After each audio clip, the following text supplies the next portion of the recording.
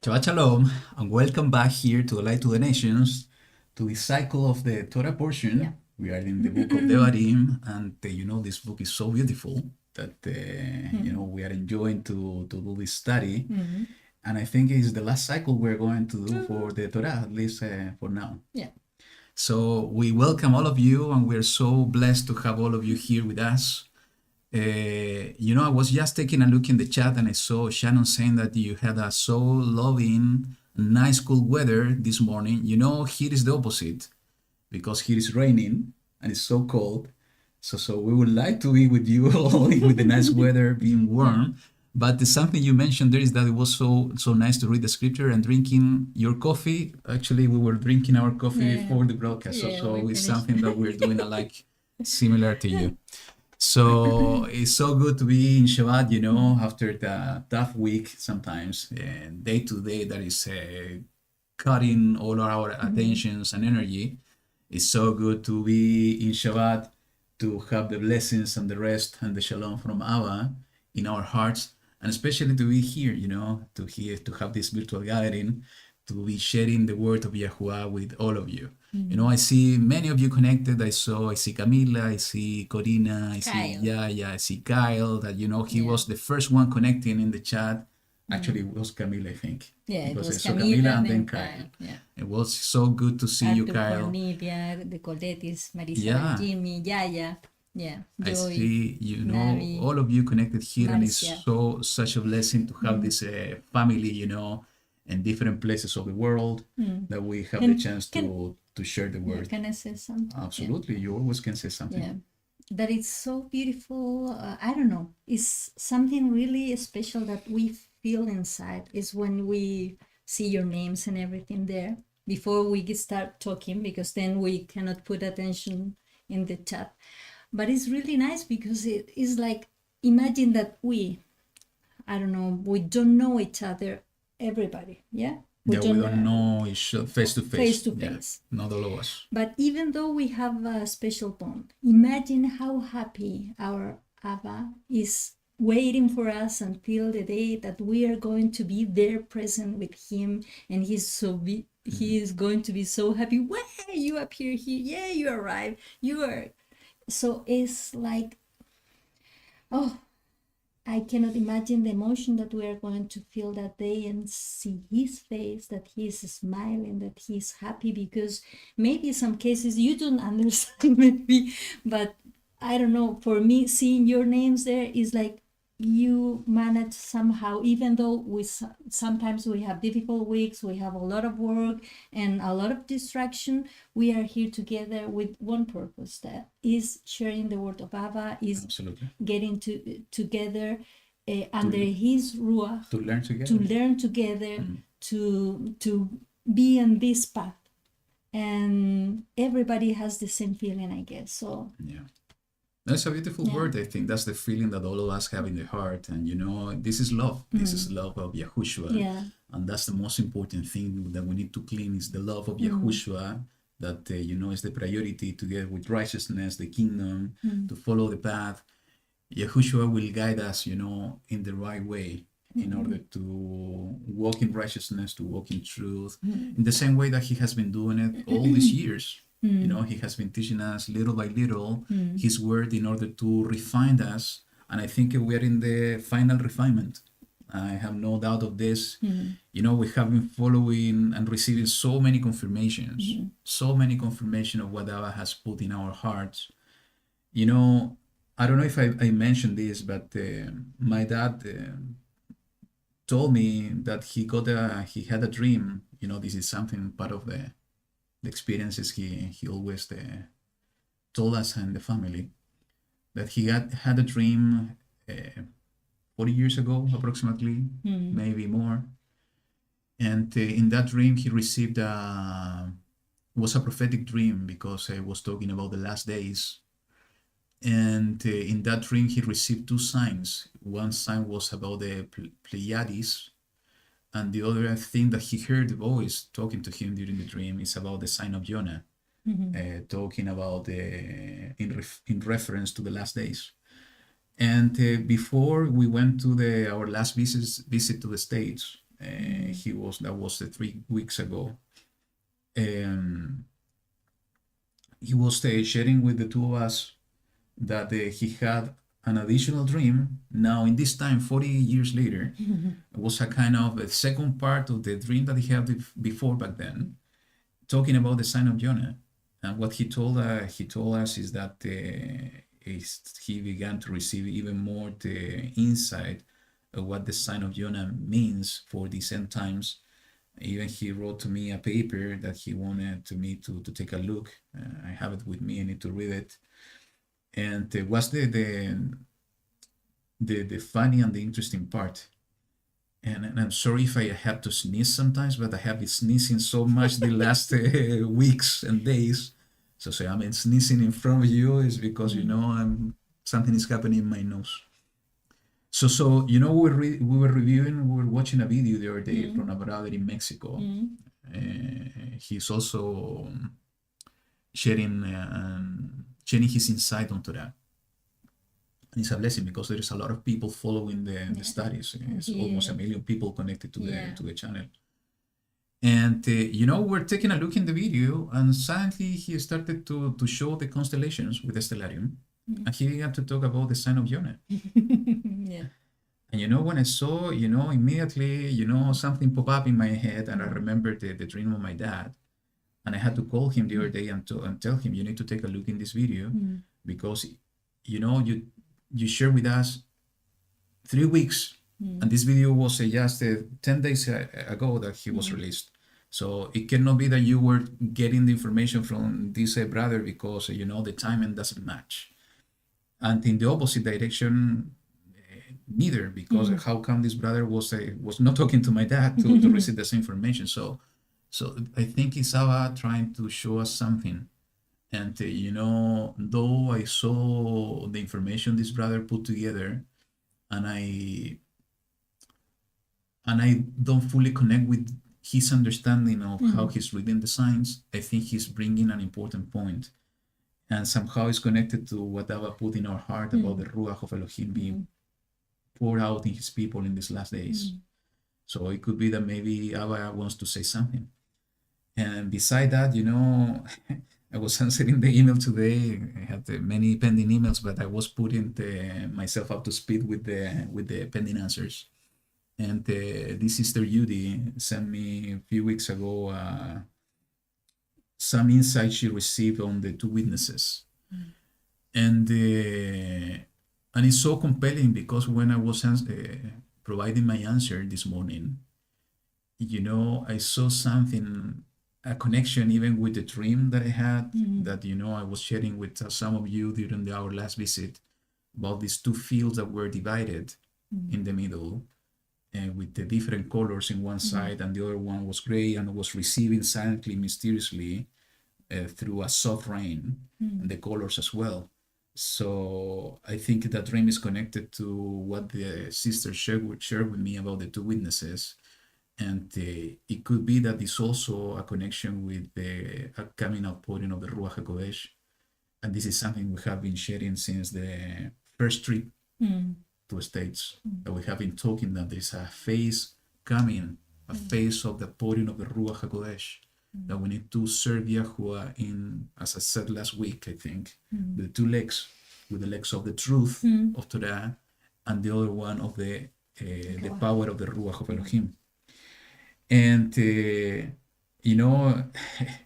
it's been really, YaHuWaH has a very good sense of humor sometimes, because, everything that we were sharing in our last trip, and what I received from we have been receiving confirmation after confirmation, just to let you know, Angela, my daughter, was with us part of the trip. And after she went to meet my sister, her aunt, suddenly my sister talked to her the same thing about what we were talking during the trip, without Angela, my daughter, sharing with them. Then, when we came back home and this week, I was last weekend on last Sunday, I think. that we were taking a look in a video of a brother from From Guatemala, Mm. and he began to share something about the temple of YaHuWaH, this body, and he began to share, though that he has a slightly different interpretation, the same things that we were talking back in the States, and we were looking to each other. How come? You know, there's no coincidence. And the last thing that happened, you know, Angela, my daughter, was at college a few days ago, and you know, the professor that at the class she was participating began to speak about the same thing that I was speaking in the States. And then she was texting me saying that, you know, he's talking about the same thing that you brought the study in the States. And I was teasing her saying, okay, I'm going to become a professor in your college now. So, you know, YaHuWaH is so beautiful that he's confirming his word in so many ways. And, you know, we need to keep our heart very humble and understanding that he wants something from us, that he's preparing us for something in these last days, and we need to be willing. We need to have a willing heart. We need to have an open heart, understanding that he's providing confirmation after confirmation is because he's the one orchestrating everything. This is not something that is being produced by the man. It's something that he's being moving. And you know, as it is written in the word of YaHuWaH, you know, if this is something coming from man, everything will be dissolved. But it's coming from YaHuWaH Elohim, you know, no man will be able to go against it because it's YaHuWaH the one pushing forward his word. Yeah, maybe they are going to perceive it from different point of view, maybe from a, I don't know, scientific point of view, maybe something different. But at the end, is the truth of YaHuWaH that is being established here and in front of our eyes, and that's so absolutely. So that's why we need to be so attentive. We need to be open to what YaHuWaH wants to do in these times. You know, he has been outpouring so much information in different angles, and that we need to be, you know, as I said, with a willing heart to receive what he wants to give us. Even prophetic dreams, you have been having a lot of prophetic dreams. Even Angela also have prophetic dreams. I think Camila also had. And some sisters, So people, we need to get ready. You know, the time is getting short. We need to get ready for what Abba wants to do with his people, with Israel, with the remnant in these days. Open eyes, open ears, open understanding, open heart. And the only one who can do that is YaHuWaH Elohim through his Ruach HaKodesh. Okay? So, you know, I got so touched last week by playing my guitar and singing. So, though I have prepared a song, as we always do, I want to sing it once again. So, we have everything prepared. So, you can put me, I can give me the guitar. Okay. Just give me a second. Yeah. Just to have everything prepared. Thank you. You know, this is something that we have been talking back in the States, is that, give it to me. Thank you. You can give me the microphone. Okay. Is that we need to just use our voices, you know, we need to speak up. When we pray, give it to me. When we pray, we need to use our vocal cords. Okay. It's not just to pray with our thoughts. We need to pray with our voice. YaHuWaH wants to listen to our voices. So let me. I think you can hear me now, right? Just put the comment if you are able to hear me, okay? Please. So what I was saying is that what we shared back in the States is that what YaHuWaH put in my heart, and I would say in a beautiful way, because is to compare ourselves to the tabernacle. Is that we need to use our vocal cords, we need to use our voice, this instrument, in order to communicate ourselves with Abba. And how we can use this voice is through prayers, praying out loud in our closet, and also singing. And you know, we have been talking with Lillian for a while, is that remembering what happened with the walls of Jericho, you know, some of the people of Israel that were going to battle and fight in Jericho, they were sounding their shofar. But those of them that they didn't have a shofar, they were shouting using their voice. So this is something, in these last days that we need to start using. And because, I don't know, I think YaHuWaH wants something from us. And I think that's the way to serve him, using everything in us, everything that he has given us. So as we did last week, I want to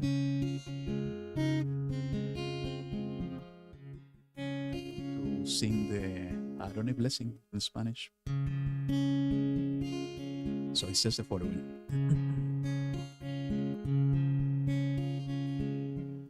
YaHuWaH te bendiga y te guarde.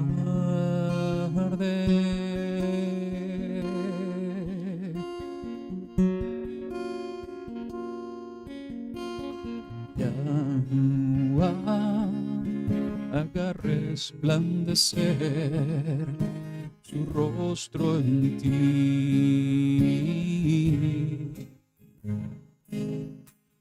Tenga de ti compasión.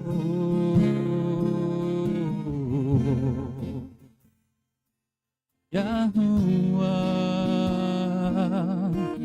hace su rostro sobre ti y te dé paz,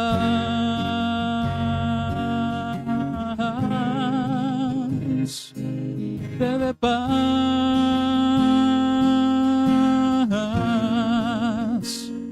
y te dé paz,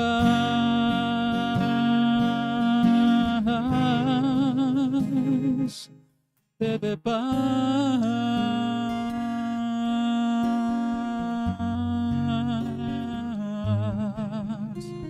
te dé paz.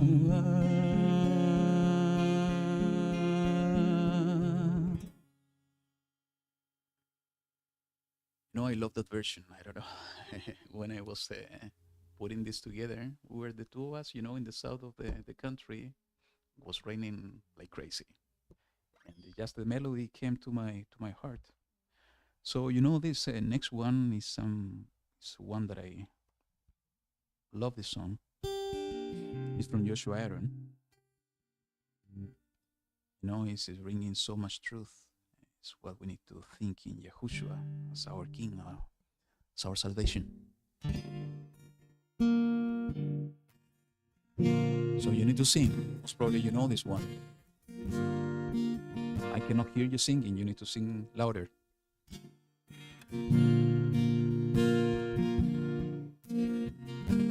There is a name I call upon.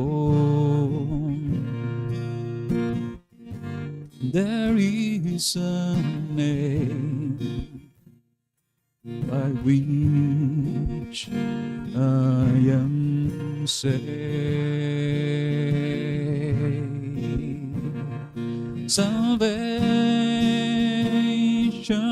is your name.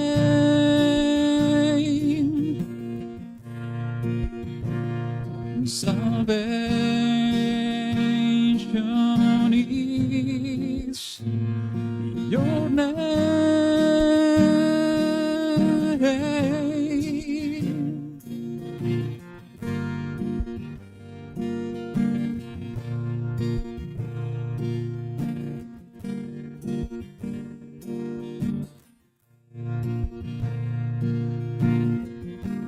There is a Lamb who bore our sins.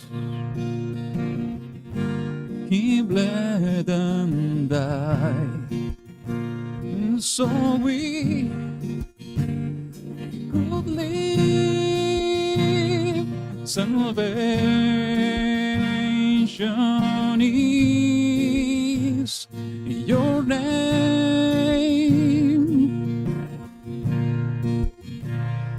Salvation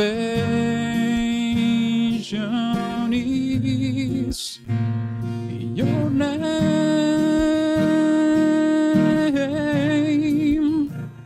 Salvation is in your name. Oh, salvation is in your name.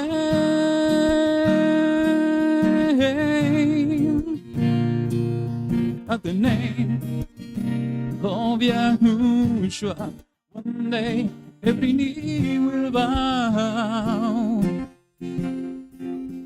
and every tongue will confess, oh, that He is adored.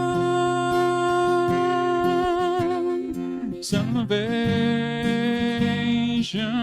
is in your name. Oh, salvation is in your name.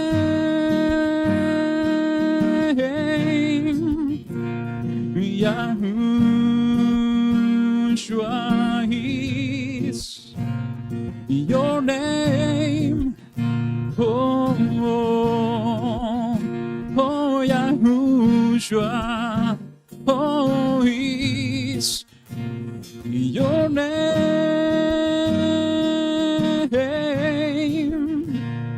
YaHuWaH, oh, oh, YaHuWaH.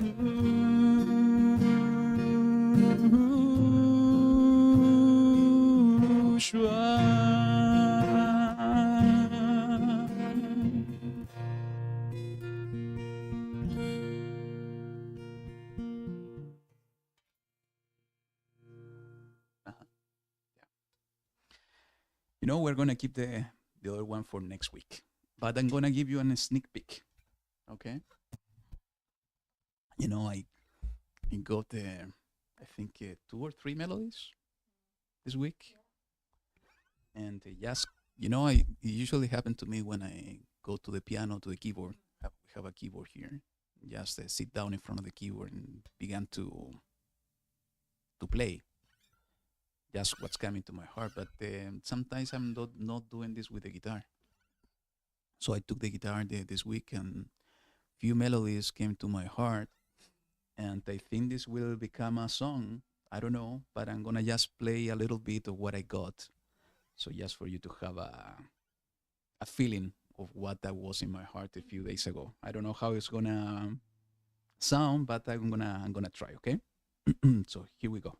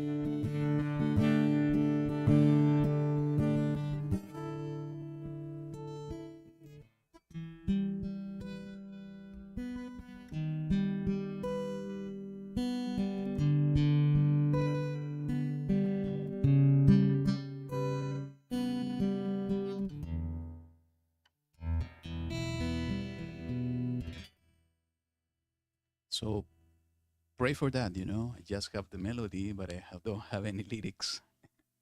And I saw some of you writing last week saying that maybe I should bring a song about Chesed. Maybe this is the one. Will, you know, YaHuWaH knows. So, you know, I'm gonna send in something today. So we will see. You know, it's just the will of YaHuWaH. He wants to put a new song here in my heart. So just to accommodate things here, I'm gonna play a song I have prepared for you here. So here we go.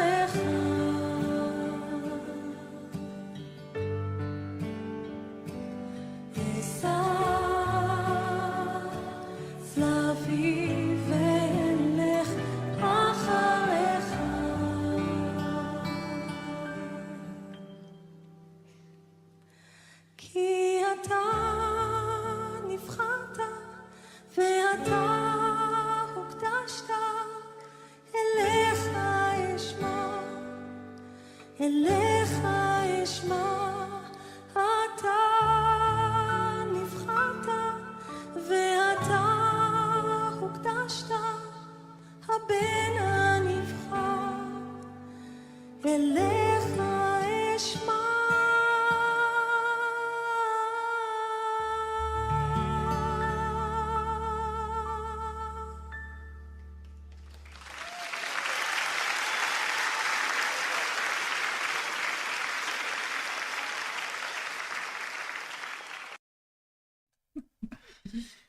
Beautiful song, no?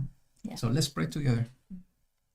YaHuWaH Elohim, we want to give thanks to you in this moment for this new Shabbat, for this gathering, for giving us the opportunity to study your word. We know that your Shabbat is a special day. And thank you, Abba, for showing us so much truth in these days. Even understanding that the Shabbat is a special day to study your word in order to get this spiritual food that is allowing us to grow in your kingdom. We ask you, Abba, in this moment that your presence be with us, that your Ruach can guide us in everything we're going to do. Abba, in these last days is when we need you the most. When we need you, YaHuWaH, to protect your flock. You can protect us anywhere we are, because darkness is increasing, YaHuWaH. And your son Yahushua even said that it's going to be difficult in these last days because even your chosen ones can be trapped and falling into the lie. And the only way out to get protected is with you, because you are the one fighting for us. You are the one leading us on the way of truth and the way of righteousness. And the desire of our hearts is just to serve you, YaHuWaH Elohim.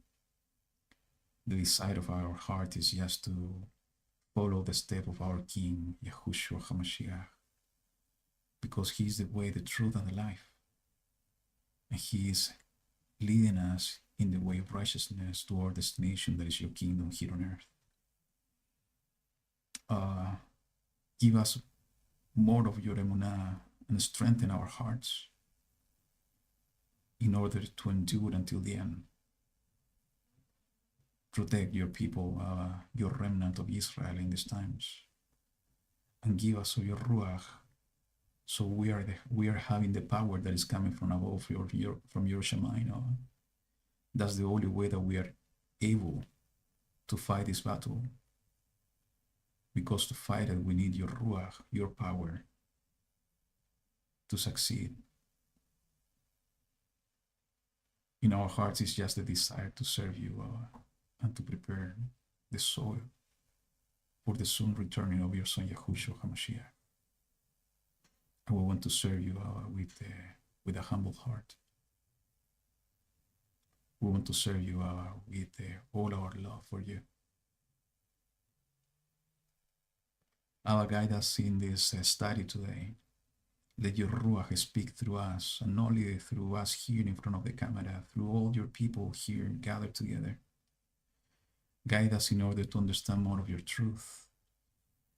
And guide, each one of us in order to have that willing heart to be open to what you want to do in these days. I ask you, Abba, for each one of your people, that you can heal the sick, you can touch the hearts, that you can bind up the brokenhearted, that you can guide us in your right rulings, that the desire of our hearts is just to do what is right in your eyes, following the example of our Mashiach. Thank you, because we know that you are here with us, because we can feel your presence in our heart, in this temple that you have made with your own hands. Thank you, for your faithfulness, for your love and your compassion, and for your presence this day. We pray to you with all our heart, and we do it in the mighty name of your Son, YaHuWaH HaMashiach, our King, our Melech. Amen. Amen. So let's take a look in the parsha in 60 seconds.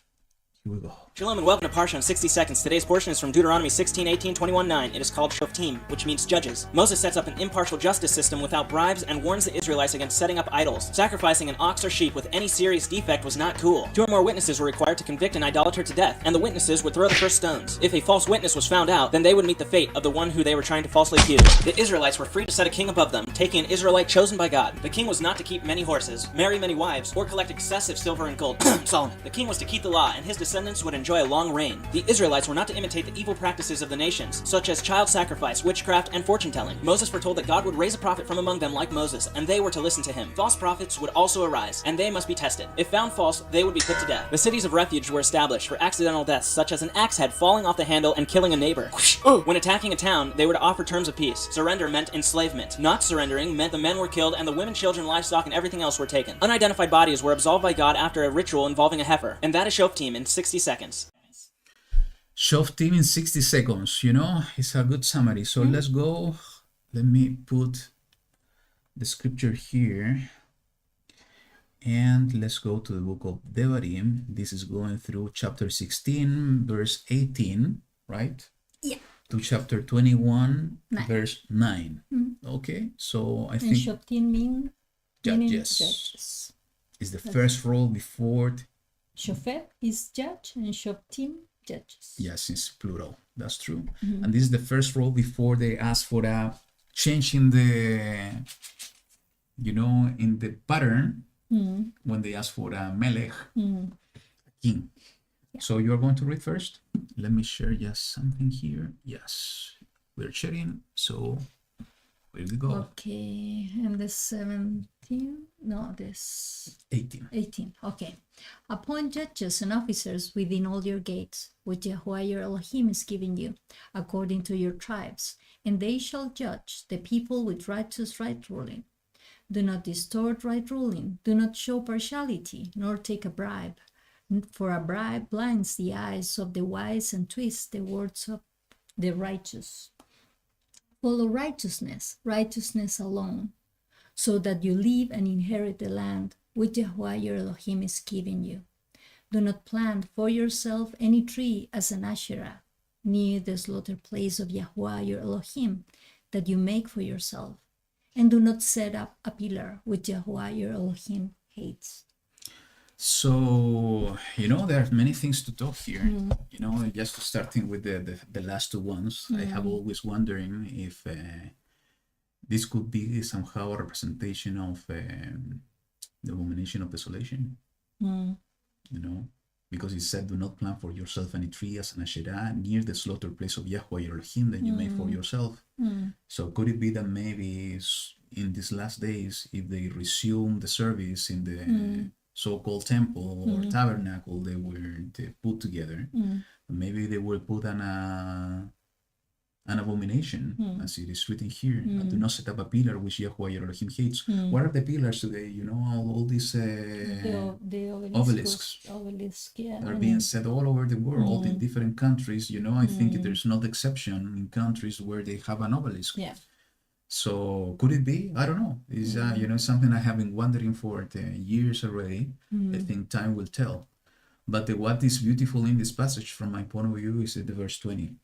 Because this is a reminder exactly what YaHuWaH said, is that we need to follow righteousness alone, so that you live and inherit the land which YaHuWaH your Elohim is giving. What YaHuWaH said about righteousness, that we need to seek first the kingdom of YaHuWaH and its righteousness, and everything will come in addition. And it's not the righteousness of man, it's righteousness of Elohim, because Absolutely. that righteousness is the one that is going to prevail, is the one that's going to be established forever. So we have to make that differentiation. So, in these few passages here, it's talking in the first three passages, two passages actually. It's talking about the different roles, and it's part of the order of the kingdom. It's about the judges. And officers. and officers. You had something to share about officers, I think. But later. Later? Yeah. Okay. So this is going along, and let me jump a little bit. We're gonna read it anyways. I think it's in the chapter 17. It's my chapter actually, the one that I have to read, so I can do it. Yeah. You have to. It's the foreword Yeah. in the chapter. Don't touch mine. Yeah, and I want to touch yours. So it says in the chapter 17, verse 9 to 11, the following. And actually, let's read from the 8. It says, when any matter arises which is too hard for you to judge, between blood and blood, between plea and plea, or between stroke and stroke, matter of strife within your gates. You know, this is exactly what I told you before the broadcast. The differences. Yeah. You see, it's written plain text here. Then you shall rise and go up to the place where YaHuWaH your Elohim chooses, and shall come to the priests, the Levites, and to the judge, who is in those days, and shall inquire, and they shall declare to you the word of right ruling. And you shall do according to the word which they declare to you from that place which YaHuWaH chooses. And you shall guard to do according to all that they instruct you. Do according to the Torah in which they teach you, according to the right ruling which they say to you. You do not turn to the right or to the left from the word which they declare to you. So basically, it's talking about judging situations. Yeah, difficult situations. Difficult situations. And we have even the testimony of Moses. Moses, that what he was doing was he was judging the people. And you know, here in the verse 19 on the chapter 16 is saying, well, the way that we need to judge is not distorting mishpatim. You know, that's why YaHuWaH was giving Torah to Israel. He was giving the mishpatim in order to be able to judge situations. Do not show partiality, nor take a bribe, for a bribe blinds the eyes of the wise and twists the words of the righteous. And what's the example we have in Moshe? Let's go to the book of Exodus, chapter 18. We know this, you know, by memory, but it's always good to take a look. You know, when Jethro came to the wilderness, and he was seeing Moshe going to sit down day after day and going from sun to sun, from sunrise to sunset, not taking any rest. And, you know, he was pushing Moses to pray about it in order to appoint the judges. It's exactly the same judges we are reading now in the book of the Deuteronomy. And it says the following, what Moshe was doing in the verse 15 and 16. And Moshe said to his father-in-law, because the people come to me to seek Elohim. When they have a matter, they come to me, and I rightly rule between one and another, and make known the laws of Elohim and his Torah. So why this is so important, and how this word and this portion apply to us, I think who is giving us the answer is Shaul, is Paul. And let's go to the book of 1 Corinthians.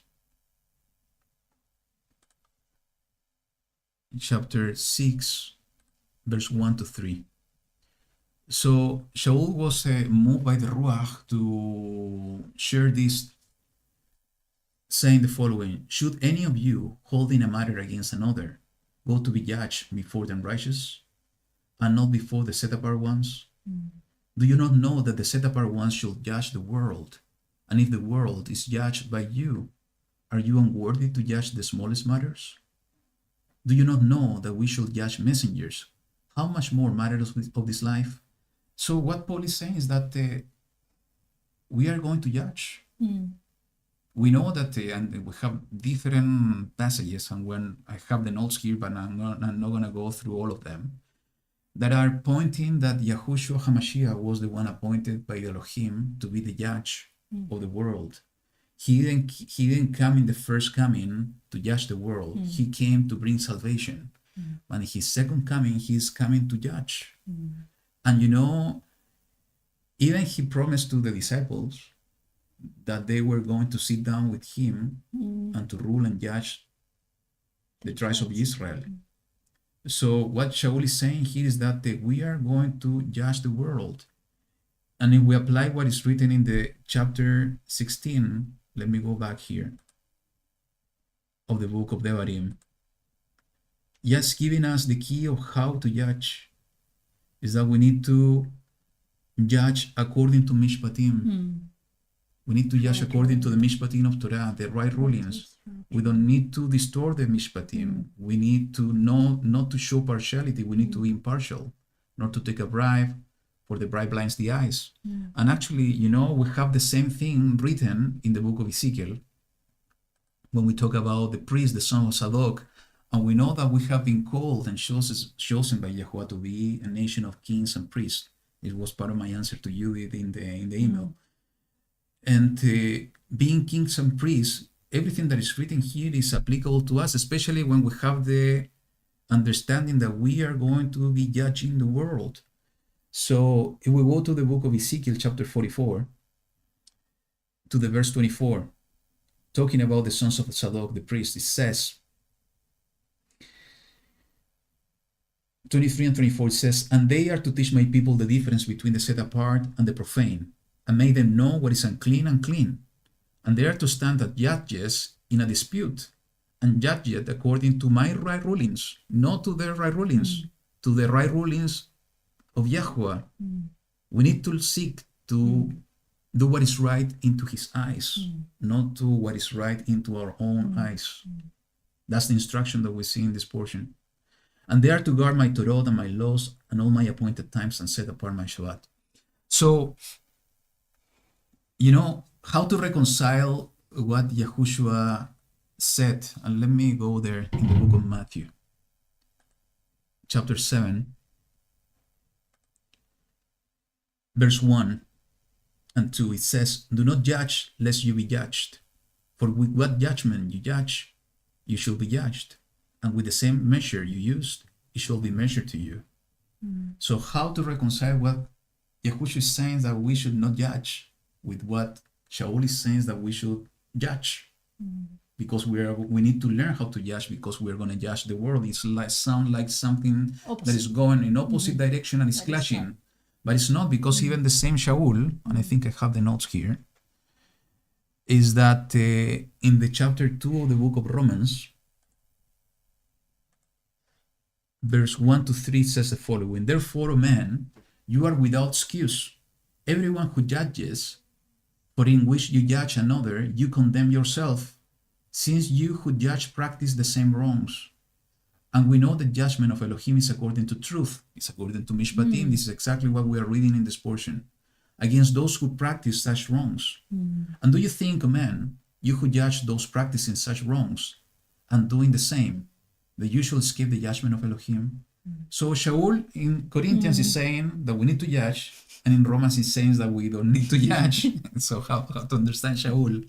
That's why people are getting so frustrated and thinking that Shaul is a false prophet, and he's not. He's a wise person, a wise servant of YaHuWaH. What's the answer is exactly what we were reading in the chapter 17 of Deuteronomy.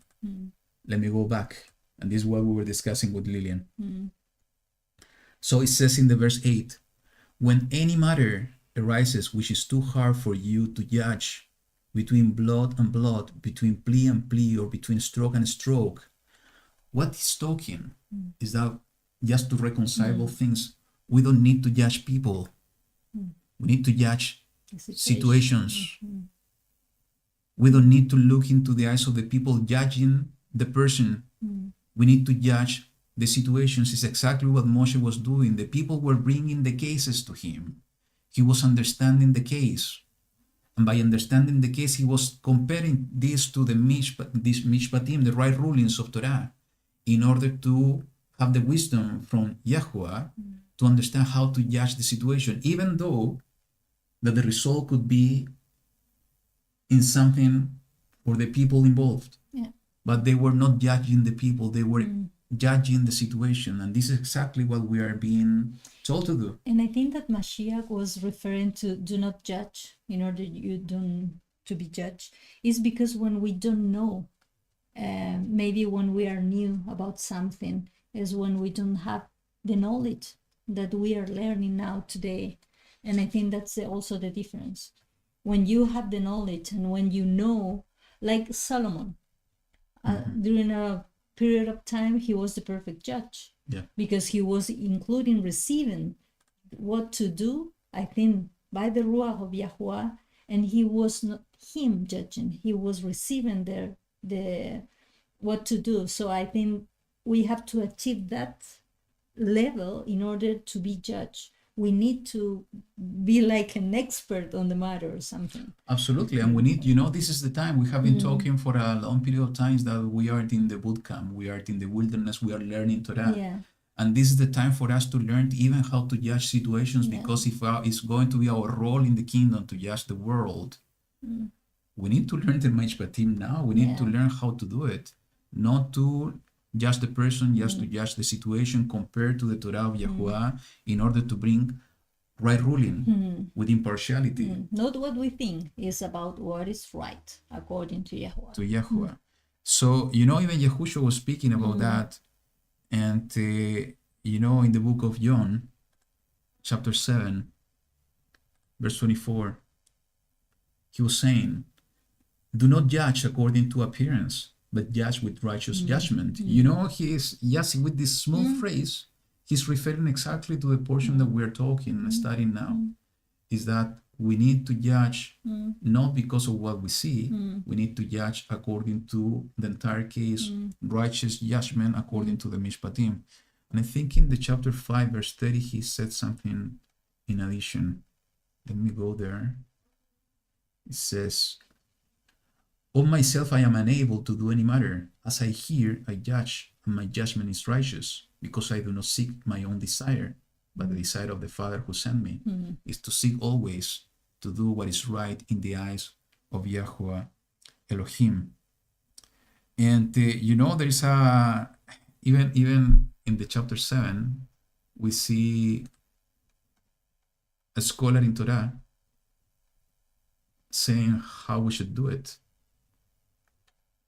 Nachdimon, the follower in secret of Yahushua, he who came to Yahushua by night, being one of them, said to them, does our Torah judge the man unless it hears first from him and know what he's doing? So, and actually I think in the following chapter we will see an application of exactly that, when it's talking about the heifer that they need to blow the neck. Yeah. So, this is exactly how we have to do it. And even Yahushua was in the book of Matthew, chapter 18, he's giving us the key on how to judge difficult situation. It says in the chapter 18, when a brother is sinning against me, I need to go and talk to the brother first. And if he's not listening to me, he's not repenting, I need to bring 2 or 3 witnesses. And if he's not even hearing the 2 or 3 witnesses, then we have to go to the entire assembly. And if he's not listening to the entire assembly, we need to give it to the outer darkness. Yeah. And this, is the process that Yahushua is teaching us on how to handle this situation. It's exactly a process we need to learn if we're going to apply the right rulings. Something that Abba put in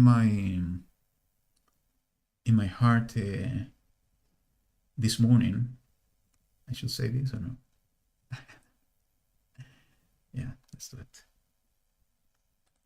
It's exactly what is written in the chapter 7 of the book of Matthew. We just reviewed this in the chapter in verse 1 and 2 about not to judge people. He's teaching us that we need to judge the situations. And he spent this understanding in the verse 3 to 5, saying the following: and why do you look at the splinter in your brother's eye, but do not notice the plank in your own eye? Or how is it that you say to your brother, let me remove the splinter out of your eye, and see, a plank is in your own eye? Hypocrite, first remove the plank from your own eye, and then you shall see clearly to remove the splinter out of your brother's eye. When I was taking a shower, and we were talking for a while with Lillians that we need to take a shower even more often, because sometimes when we're so focused, well, you say it happened also to you. You're telling me the same. Is that when taking a shower is when we're receiving insights from our, that's true. And that's happening usually. Yeah. So most probably we need to take more showers more often. Yeah. So I was thinking exactly in this passage, and in judgment, and this passage came to my heart, my mind. And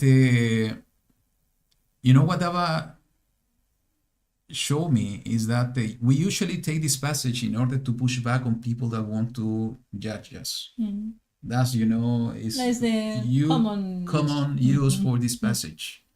But in reality, what he showed me while taking a shower is that YaHuWaH, with these words, he was teaching us how to learn to judge. And what he's saying is that the first thing, in order to learn how to judge, we need to take a look inside first. When he said, first remove the plank from your own eye, what YaHuWaH is saying, learn to judge. Use your past experiences to learn how to judge according to right ruling. Being impartial even to yourself, not looking to do what is right in your own eyes, looking to do what is right in the eyes of Abba in your own situations. And this is something I have been doing, and we have been doing, and we are repeating it once again, is that how we are going to judge our situations is by reviewing our own story. Since we were childs till now, reviewing the different experiences we have been going through. And to how we are going to review it, we are going to review it against the mirror. And what's the mirror? The mirror of the Torah of YaHuWaH. We need to analyze each one of our experiences. That's the plank that YaHuWaH is speaking about. We need to analyze our own experiences, past experiences, against the mirror of the Torah of YaHuWaH in order to learn how to judge ourselves first.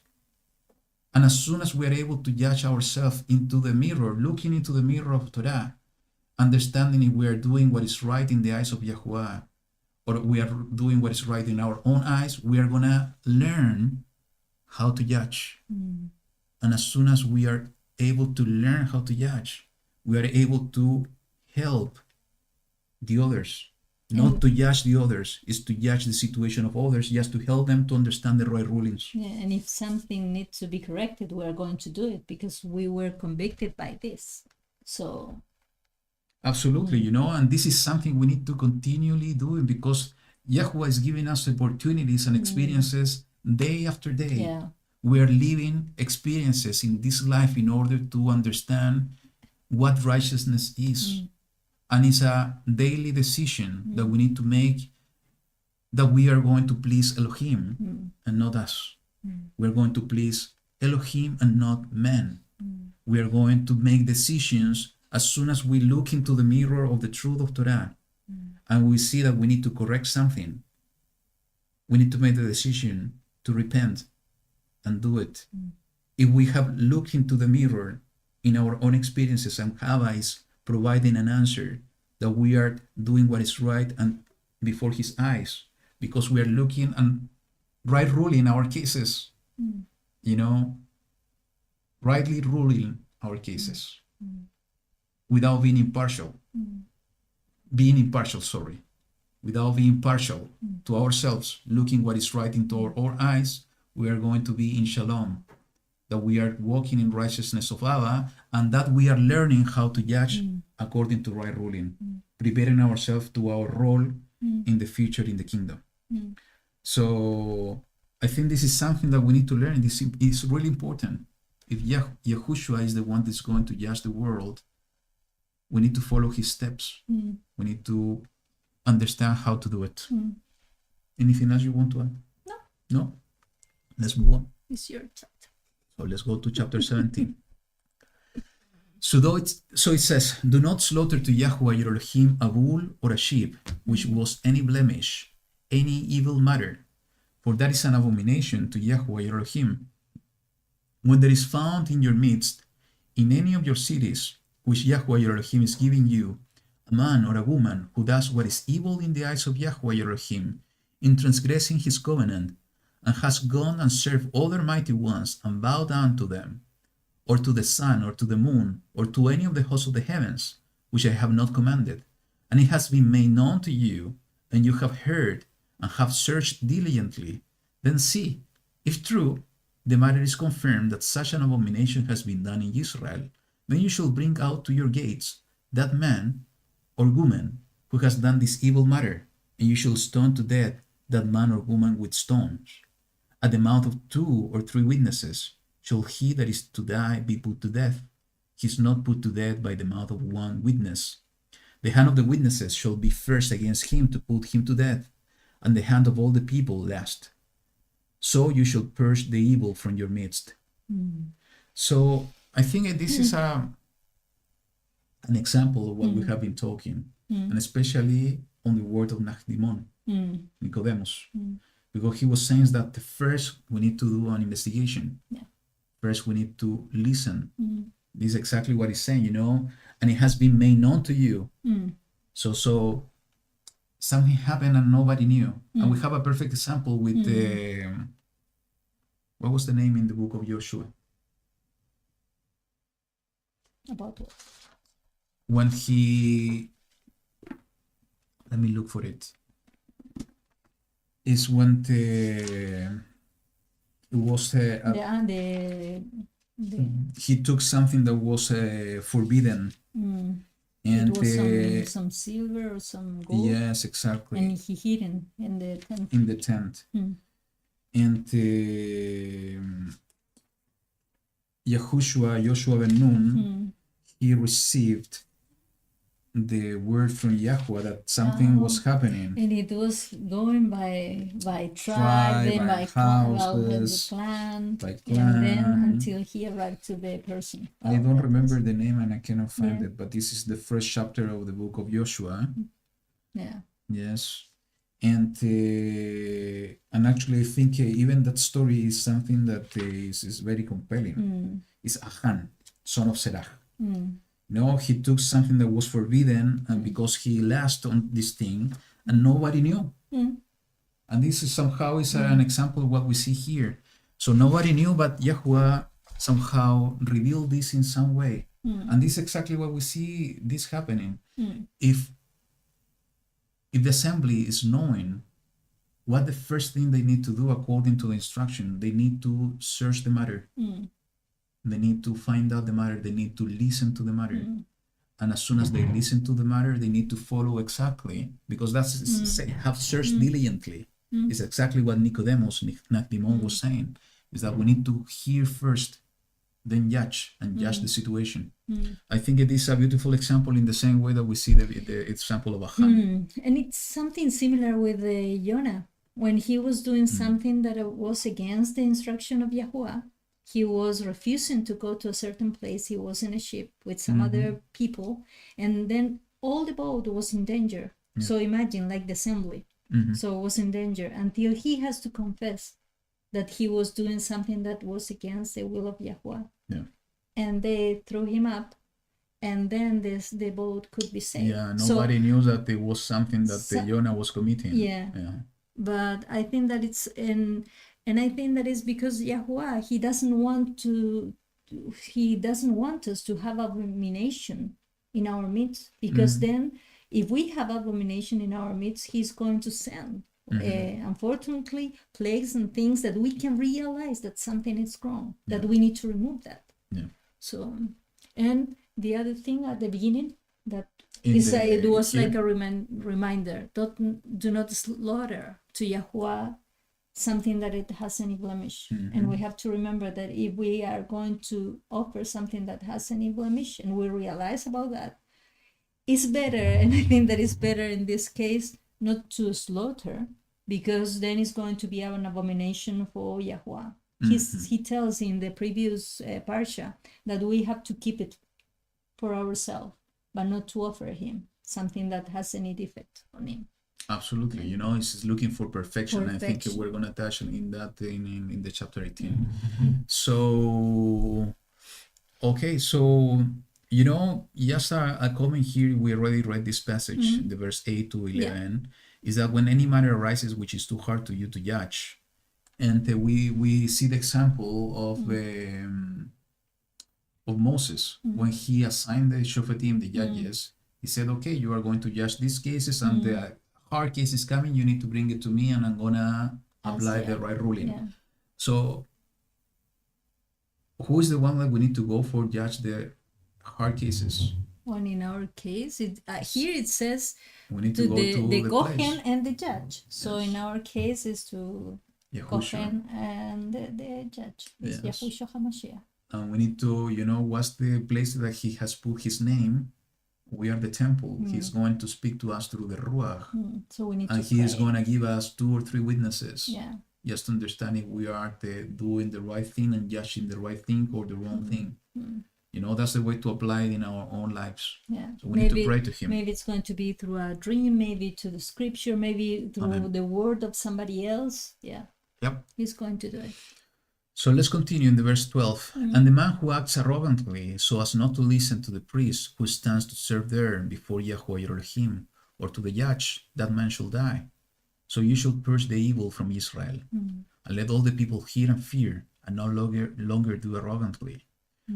So this is the worst thing we can do, and that is totally connected to how YaHuWaH is refining us. He's not removing everything at once. And we were talking about, I think last week or the week before, is that when he's removing the enemies, he's not removing everything at once. Yeah, He's removing little by little. And this is applied to this field, this soil, ourselves. He's not going to remove everything at once. He's going to remove little by little in order to teach us his way. And not to receive a profound wound. Exactly. Because maybe we can receive a profound wound and maybe we are going to die because of the wound and not because of the healing. Exactly. Because that's his process. He's letting us know little by little what is wrong with us.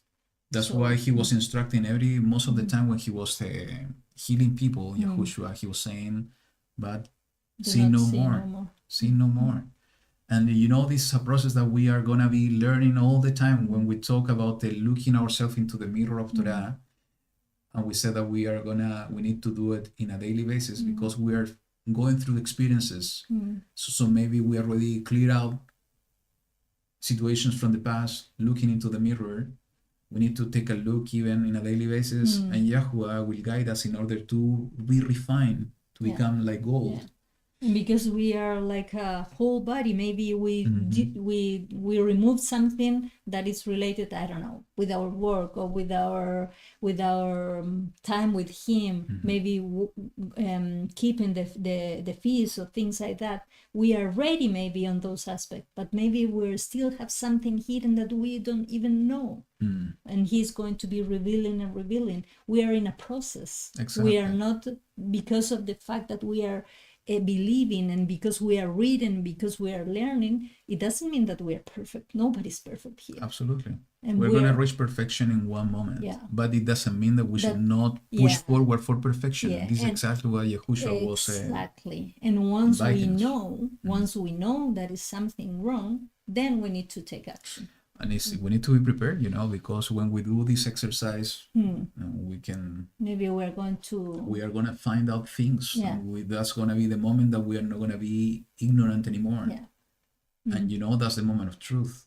Shaul, I think, was talking about this is the time for salvation. Yeah. We can apply the same concept when we're doing the exercise. When we look into the mirror, analyzing our own stories, and we find out that we have not done something that is right into the eyes of YaHuWaH, is that we need to make a decision. We need to make a decision to be right into his eyes. There's a sad story in the book of Nehemiah. Sorry, I'm going to need like 20 tevilas. Yes.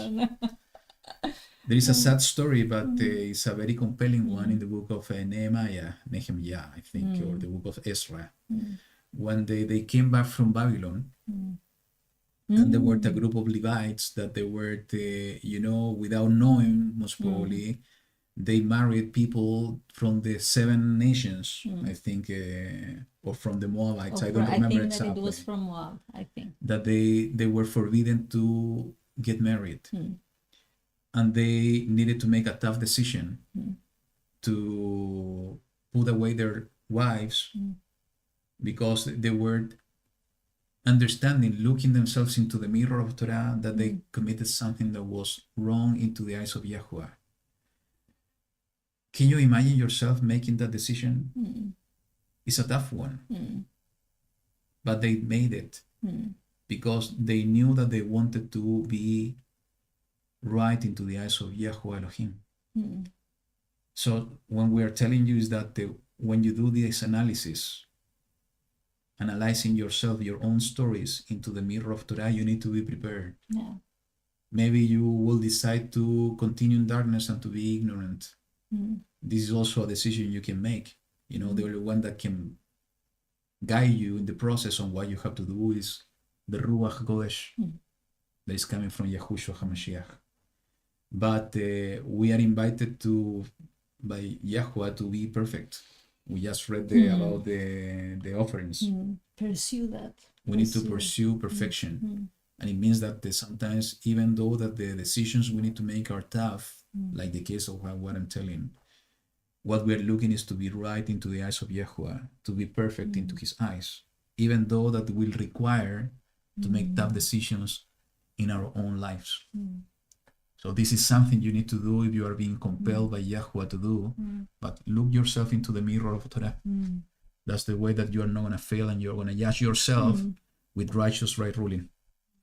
So it says in the verse 14, when you come to the land which YaHuWaH your Elohim is giving you, and shall possess it, and shall dwell in it, and you shall say, let me set a sovereign over me like all the nations that are around me. You shall certainly set a sovereign over you, whom YaHuWaH your Elohim shall choose. Set a sovereign over you from among your brothers. You are not allowed to set a foreigner over you, who is not your brother. And this is the wisdom of YaHuWaH, you know. He knew that this was going to happen. And when that happened, during the period of time of Samuel, it was the time that Israel wanted to have a king. They wanted to be like the nations around them, that all of them had kings, but they had Shoftim, not kings. They wanted to have a king. YaHuWaH knew that this was going to happen. And this is part of his plan. And it's strange because it was like little by little they wanted to be farther away from YaHuWaH, because at the beginning it was YaHuWaH talking to them in the mountain, and they were asking, no, it's too hard for us, so please put somebody in between us. And then it was Moshe. Then it was Moshe, and they have the judges, and then it was okay, now we want a king. So it's like when we are maybe with the time, and when the people are getting, I don't know, multiplied, it's like it's easy for them to look the rest, to compare with the rest, and then us to be like the rest. And in that way we are leaving the path of YaHuWaH. We are getting farther away from him. So yeah, absolutely. So he knew in his wisdom that this was going to happen, you know. And we have been talking about this. This is part of his plan. You know, I haven't gone into the details of this study. You know, I have some notes in my notebook from the past. You know, I put the title of this study, the coming king of Israel. And when we analyze the scripture, you know, is YaHuWaH the one being named himself the king. But YaHuWaH has always been with the desire of his heart to be among his people. He appointed this situation to happen in the way that I understand. The people to ask for a king, because he already knew that he was going to appoint his king. It was going to be Yahushua, a manifestation of YaHuWaH himself. Yeah, his right hand. Here, the right hand. Becoming the king, that he was going to consolidate in one person the two roles of the Kohen, the Shofet, and also the king in just one person, in the person of Yahushua HaMashiach. That's why, you know, he was looking for a person according to his own heart, and he found David to be that person. And that's why he put this covenant, everlasting covenant with David. And we know that's why Yahushua came from the bloodline, a bloodline from David and also from Aaron. So this is no coincidence. There is no coincidence in the word of YaHuWaH. So it says, only he is not to increase horses for himself, nor cause the people to return to Mizraim to increase horses. For YaHuWaH has said to you, do not return that way again. So a righteous leader going forward and not going backward, not going to the right or to the left, not to put the eyes on the material things, I think that's what is representing horses, is to put the eyes on the kingdom and the righteousness from above. And maybe also, I think that representing horses is to speed up, to It's a good thing, yeah. do things in a quick way. Yeah. Because in the donkey, like the king used to have, the donkey has a slow walking pace, and the horses is running. It's like when you are going away. That's a good one, yeah. Sometimes, especially in these times that we're living, we try to do things faster than the normal rhythm. Yeah. Music depends on the type of the song. If you're speeding up the music so much, it's gonna produce noise. Yeah, and it's going to be something disturbing. Yeah, it needs to be on the right rhythm according to YaHuWaH's rhythm. It says, and he's not to increase wives for himself, lest his heart turn away. For is he to greatly increase silver and gold for himself. For me, it's really interesting that this in the same phrase is talking about the two things, and I do believe what he's referring to is that what is going to be our heart is exactly what YaHuWaH was talking about. Is our heart is going to be in his kingdom. What is going to be the treasure, our treasure? Is going to be in his kingdom, or is going to be in our relationships, or is going to be in the blessings that YaHuWaH is giving us? If we put our eyes and our treasure in those things, we are going to miss the mark. We are going to miss what YaHuWaH wants from us, is to continue walking straight forward into the north that is his kingdom. And especially in the role of the king is so important, because he is the one that is going to lead the people. That's why the only righteous one we have is YaHuWaH. He is the only one that is able to fulfill that role. That's why he's our king. And it shall be when he sits, and we have the perfect example, like we saw in the Parsha 60 seconds with Shlomo, with Solomon, what happened with him. He was totally lost because he was not following this commandment, this instruction.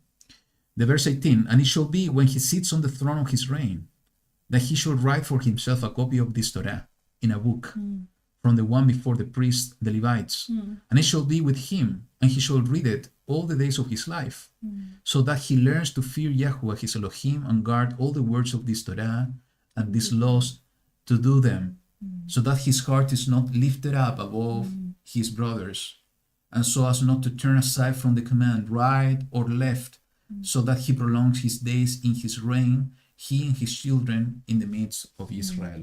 So what it's talking about is talking about righteousness. It's talking about having a heart of a servant. That's why YaHuWaH said, I came to you as a servant. That should be our heart, even the heart of the king. And we know that our king has exactly this type of heart. YaHuWaH is it's a description here. of YaHuWaH. And that description should apply to all of us. We need to imitate him. We need to imitate YaHuWaH, and that description should apply to all of us. Doesn't mean that we should write the Torah with our hands. Maybe it has something, because when you do this, that reading and writing at the same time is go directly inside of you. Yes, exactly. Maybe it's a connection with our writings, with our mind. Maybe it's a way to memorize and to write somehow his Torah in our mind, in our hearts. So maybe it's something we should put in practice. But the most important point is this is the invitation of YaHuWaH all over the place in his Torah and his word, is that we need to read the Torah all the days of our lives in order to learn how to fear or to revere YaHuWaH, our Elohim, and to guard all the words of his Torah and these laws, and to do them, to put them in practice. Okay? Yeah. Anything else you have here? No. That was YaHuWaH who was choosing YaHuWaH, and that's it. I have a note here, is that how this applies to us is that we have been called to be Melachim as well. We are going to reign together with Mashiach. So all of this, as we said, is applicable to all of us. And this is the moment for us to learn. For us to learn how to live and to have a heart like this, like the heart of Yahushua HaMashiach. So let's move on to chapter 18. My turn. There you have the mouse, so you can control everything. No, you can help me with that. Yeah. You want me to help you? Yeah. So, okay, I can do it. The priest, the Levites, all the tribe of Levi, have no part, not inheritance with Israel. They are to eat the offerings of YaHuWaH made by fire, and his inheritance. But among his brothers, Levi has no inheritance. YaHuWaH is his inheritance, as he has spoken to him. And this is the priest's right from the people, from those who slaughter a slaughtering, whether it is bull or sheep. They shall give to the priest the shoulder and the 2 cheeks and the stomach. What? That now we understand better the why is that is you're right. Yeah. a good offering. Yeah. The first fruits of your grain and your new wine and your oil and the first of the fleece of your sheep you give to him. For YaHuWaH your Elohim has chosen him out of all your tribe to stand to serve in the name of YaHuWaH, him and his sons forever. And when the Levites come from one of your gates, from where he has sojourned among all Israel, and shall come with all the desire of his being to the place which YaHuWaH chooses, then he shall serve in the name of YaHuWaH his Elohim, like all his brothers the Levites, who are standing there before YaHuWaH. They are to have portion for portion to eat, besides what's come from the sale of his inheritance. When you come into the land with YaHuWaH your Elohim is giving you, do not learn to do according to the abomination of those nations. Let no one be found among you who makes his son or his daughter pass through the fire, or one who practices divination, or a user of magic, or one who interprets omen, or a sorcerer, or one who conjures spells, or a medium, or a spiritist, or one who calls up the dead. For whoever does this is an abomination to YaHuWaH, and because of these abominations, YaHuWaH your Elohim drives them out from before you. Be perfect before YaHuWaH your Elohim. We were talking about that we want to be perfect. Absolutely. For these nations whom you are possessing, do listen to those using magic and to diviners. But as for you, YaHuWaH your Elohim has not appointed such for you. YaHuWaH your Elohim shall raise up for you a prophet like me from your midst. From your brother, listen to him. Well, and going back, to make a division there, is that we are going to see that maybe some other people do a lot of stuff. But he said, I am removing you from that. I am removing the people who used to do this kind of thing, because I want you to be perfect. So we have to have that desire in ourselves, and understanding that that's why maybe because I have read a lot of the comments in not only in this chat, in some chats that I have seen in some other places, that a lot of people feel that they are alone. But we are not alone. We have YaHuWaH with us. We have Yahushua. We have his Ruach. And he's doing this fight with us. And maybe being alone is necessary, because he has driven out some people that maybe he is thinking that it's better for us to be alone in this walk. Maybe we would have been contaminated. So I think that is something also related to this. That's a very compelling word, because sometimes we are feeling so lonely. And nobody understands. When we began this walk on Torah, this is exactly what happened. Somehow people close by to us, and they were persecuting us. They were getting away from us, and this is exactly happening, still happening. It's a kind of living in our own experience what Yahushua was praying for his disciples. They're in the world, but they're not of the world. We're a different type of people.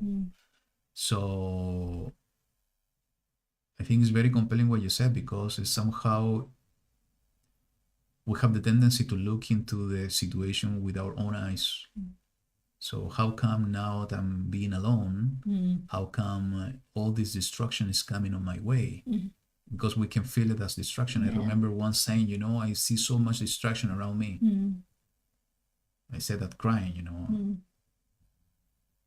because when we're looking at it with our eyes, this is exactly what we see. But if we look at it with the eyes of YaHuWaH, maybe it's exactly what you said. YaHuWaH is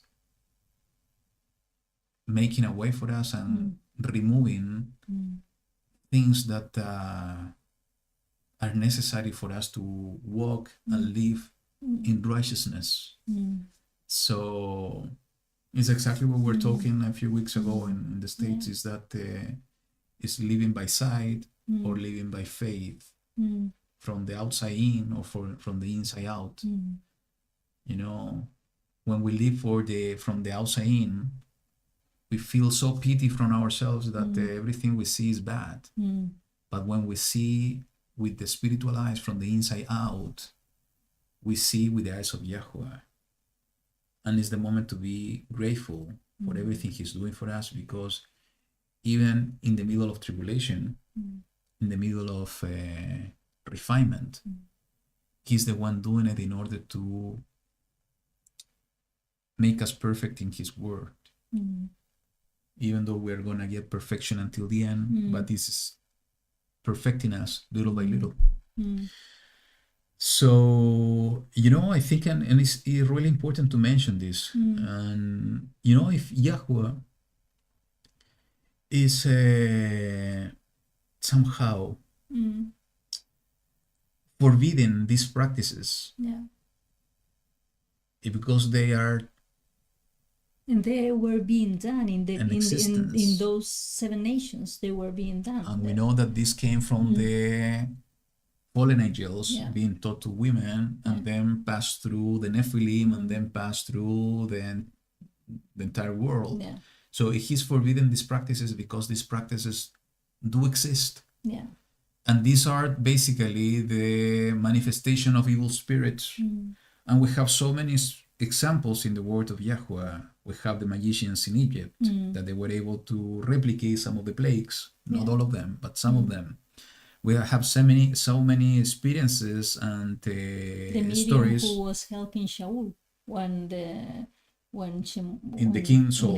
Exactly. She was bringing Samuel. It says, and we will read in details the story, we will see that she was doing something. We see so many stories in the book of Acts. So these practices do exist, are manifestations of evil spirits. So that's why YaHuWaH is forbidding them, and He's given us His Ruach HaKodesh in order to act with the power of His hand, to bring His mighty hand, His mighty power, His mighty signs and wonders through His people. And that's why, and I'm gonna get tired to reinforce this idea, is that we need to worship and serve Him in truth and in spirit. And I'm saying this in purpose in the opposite direction, not in spirit and in truth. I'm saying in truth and in spirit. We need to act with both things together. The truth of the word of YaHuWaH is one of the most important things. That's why He has been waking us up to the truth of Torah first, in order to learn how to walk in His truth without deviating ourselves to the right or to the left. Is to look, as we said before, into the mirror of Torah. Even to rightly rule our actions, not in our experience, even when we're acting through the power of the Ruach HaKodesh. And the second is with the Ruach of Elohim, in order to bring the signs and wonders of His kingdom. So let's not disregard these things. They do exist. And we need to be prepared to fight back with the power of the Ruach of YaHuWaH. Be perfect before YaHuWaH your Elohim. And you are the one reading. I was going to read. So let me talk about perfection. What YaHuWaH was saying about being perfect. Do you remember? He was saying, be perfect like your Father who is in the Shemayim in the heaven. Yes. And we have few examples of perfection. Noah, it is written in the book of Bereshit chapter 6, that he walked walking with Elohim in perfection. The same we see with Abraham and also with Job. So how they walked in perfection? Because they were walking in Torah. But there was something else when the young man came to Yahushua saying, okay, what I need to do in order to be perfect. And Yahushua was saying, and we were talking about this example last week, I think, go and sell everything you have and give it to the poor. Because it was his weak Exactly. point. Exactly. And that's the discernment of the Ruach of Elohim that's going to teach us even first ourselves, then to the others, what we need to refine. Okay, so we need to push forward for perfection. When we're going to be fully perfect? I think that after the resurrection. Absolutely. At the moment of our change and transformation or resurrection, when we are gonna, this body of flesh and blood is going to die and it's going to be transformed to an incorruptible body. Sin is going to be removed completely from our bodies. And that's going to be the moment of full perfection. Today, we need to push forward for perfection because that's the invitation of Yahushua HaMashiach. If we don't do that, it's because we're not following his invitation. We need to push forward to be perfect day after day, looking into the mirror, not to become ignorant, is to be bold and to go ahead and to try to be as he is. But understanding that even though that we're pushing forward and that's what we have to do, full perfection, we will get it when he's coming back and when he's going to transform our bodies in order for us to be as he is today, with a new body of perfection and uncorruptible body. So go ahead. Okay, now. YaHuWaH your Elohim shall raise up for you a prophet like me from your midst, from your brothers. Listen to him. According to all you ask of YaHuWaH your Elohim in Horeb in the day of the assembly, saying, let me not hear again the voice of YaHuWaH my Elohim, nor let me see his great fire any more, lest I die. And YaHuWaH said to me, what they have spoken is good. I shall raise up for them a prophet like you out of the midst of their brothers, and I shall put my words in his mouth, and he shall speak to them all that I command him. And it shall be, the man who does not listen to my words which he speaks in my name, I require it of him. That's interesting. That Yahushua. That's our Mashiach. Absolutely. We have the evidences in the Brit Hadashah when the disciples were saying. And he was saying, I'm not talking about myself. I'm saying what it has been put in my mouth. So let's take a look in three witnesses of what you just read. So let's go to the book of John, chapter 1, verse 45. It says, Philip found Nathanael and said to him, we have found him whom Moshe wrote of in the Torah and the prophets, Yahushua of Nazareth, the son of Joseph. So then we have in the book of Acts, chapter 7, in this amazing witness of Stephanos, chapter 37, verse 37, 737. This is the Moshe who said to the children of Israel, YaHuWaH your Elohim shall rise up for you a prophet like me from your brothers. Him you shall hear. And then he was making all the case about Yahushua HaMashiach, and he was bringing this passage, the one that we were reading about that. And what Yahushua was talking about himself, in the book of John, chapter 12, verse 48 to 50. He was saying, he who rejects me and does not receive my words has one who judges him. The word that I have spoken shall judge him in the last days. Because I spoke not from myself, but the Father who sent me has given me a command that I should say and what I should speak. And I know that his command is everlasting life. Therefore, whatever I speak, as the Father has said to me, so I speak. And even I think he won't even to further details. I don't remember what it is. I think it's this one. When he says that they have, when he was speaking to the Pharisees, he was saying that you have one that is judging you. Let me see if I find it quickly.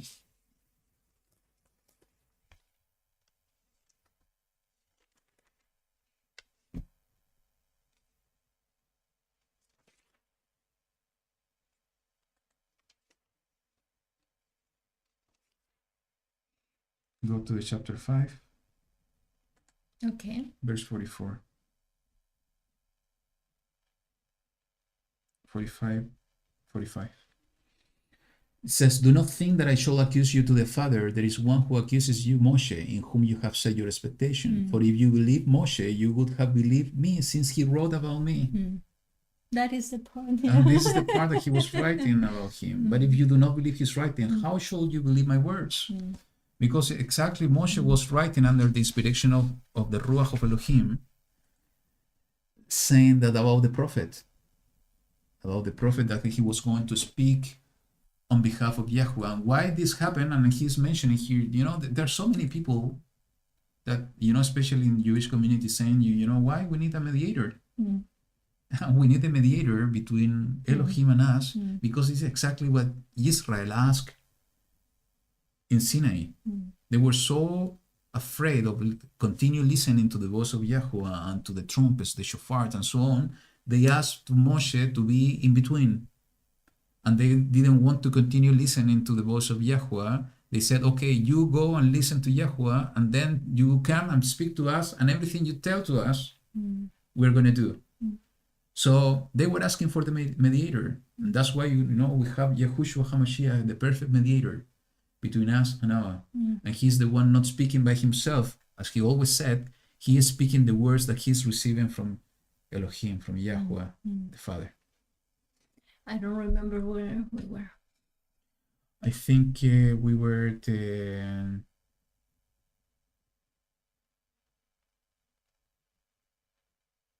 maybe you were in this one and you're missing this. Yeah, okay.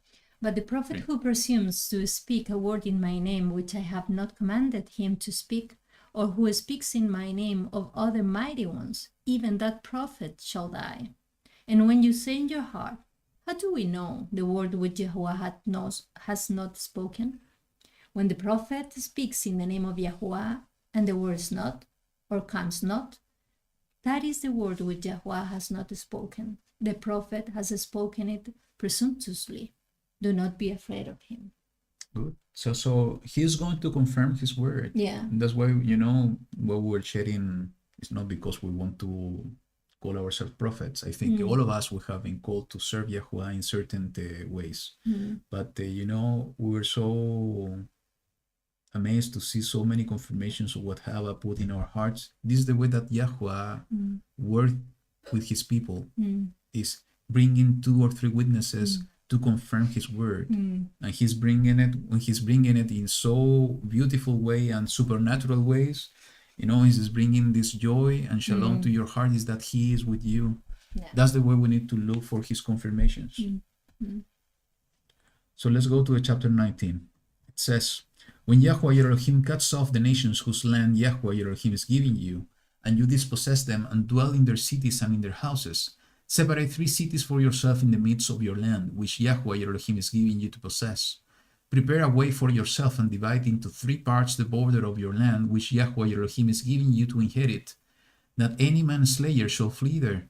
And this matter of the manslayer who flees there and lives, he who strikes his neighbor unknowingly, not having hated him in time past, even he who goes to the forest with his neighbor to cut timber, and his hand swings straw with the axe to cut down the tree, and the head slips from the handle and strikes his neighbor so that he dies, let him flee to one of the cities and live, lest the revenger of blood, while his displeasure is hot, pursue the manslayer and overtake him, because the way is long, and shall strike his being through, though he was not worthy of death, since he had not hated him before. Therefore I am commanding you, saying, separate 3 cities for yourself. And if YaHuWaH your Elohim enlarges your border, as he swore to your fathers, and has given you the land which he promised to give to your fathers, when you guard all this command to do it, which I am commanding you today, to love YaHuWaH your Elohim and to walk in his ways all the days, then you shall add 3 more cities for yourself beside these 3, so that innocent blood is not shed in the midst of your land, which YaHuWaH your Elohim is giving you as an inheritance, or blood guilt shall be upon you. But when anyone hates his neighbor and shall lie in wait for him and rise against him and strike his being so that he dies. Then he shall flee to one of the cities, and the elders of his city shall send and bring him from there, and give him into the hand of the revenger of blood, and he shall die. Your eye shall not pardon him, but you shall purge the blood of innocent blood from Israel, so that it might be well with you. So it is interesting that, YaHuWaH is considering the blood of the manslayer as innocent. He's making a perfect distinction between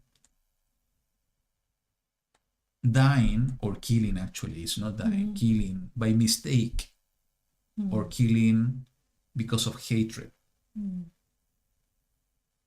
And the one doing it by mistake is considered, as innocent. And that's why he is purposing all these cities in order to be protected. And also he is very direct to say what needs to be done for the one that is having hatred in his heart. I remember the words of Mashiach saying that,